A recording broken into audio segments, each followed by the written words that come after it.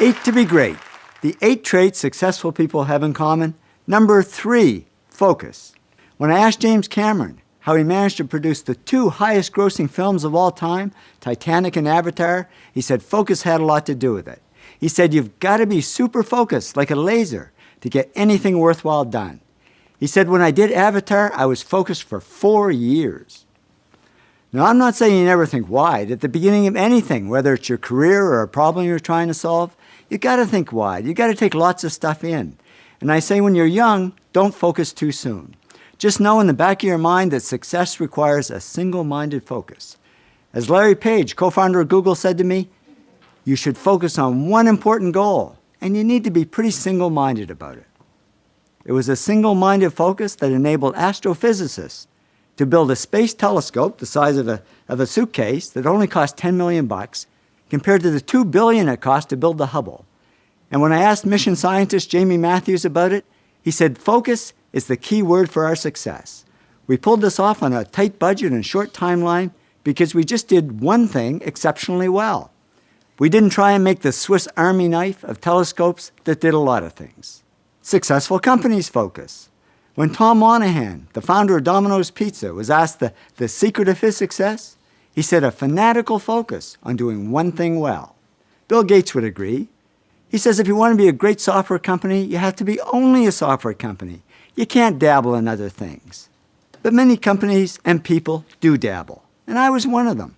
After 10 years in the workforce, I was dabbling in many different areas, and on the personal front, I was all over the map. So I was okay at a lot of things, but I wasn't great at any one thing. And when I looked at successful people, it was just the opposite. They're not great at everything. They're only great at one thing. Quincy Jones told me he can't even drive a car because he's focused his whole life on making great music, and that's what made him great. So I figured I had to focus and become an expert at something. So I cut out all the dabbling and focused only on photography. I became a successful advertising photographer, and I even won top awards in both photography and video. So I discovered focus really does pay off. In addition to long-term focus, there's also short-term concentration, just being able to put our heads down and get something done right now. Jennifer Mather, a famous animal behaviorist, says, I have a ferocious ability to concentrate. I can say I'm going to do this and close the rest of the world off. Concentration helped Yon Kim succeed. He was working at minimum wage in a 7-Eleven store. Then he developed Uri Systems, sold it to Lucent, personally made $500 million cash, and became president of Lucent Technologies. And he said concentration had a lot to do with it. He said, I can work day and night and maintain the concentration without getting burned out. So concentration is a valuable skill to develop. And it's not easy to develop when there's so many distractions out there. And scientists are developing new ones all the time, although it's not easy because they keep getting distracted. Now with emails, mobile phones, and all the stuff on the web, it's a wonder we can concentrate for 5 seconds before something warbles, beeps, vibrates, or plays somebody's favorite tune. But the trick is to eliminate the distractions when we need to concentrate. Best-selling author Stephen King says if you want to be a writer, there should be no phone in your writing room, no TV, no video games. Draw the curtains, eliminate every possible distraction. And by doing that, he became one of the world's most popular writers. And remember, Warren Buffett became one of the world's richest men by living in a constant state of no distractions. It's called Nebraska.